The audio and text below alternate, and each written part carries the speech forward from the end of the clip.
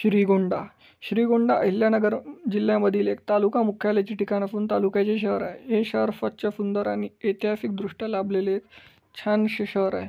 मित्रांनो, जर तुम्ही श्रीगोंद्यावरून असाल तर लगेच चॅनलला सबस्क्राईब करायला विसरू नका, कारण येणारा पार्ट 2 तुम्हाला हा लगेच मिळेल.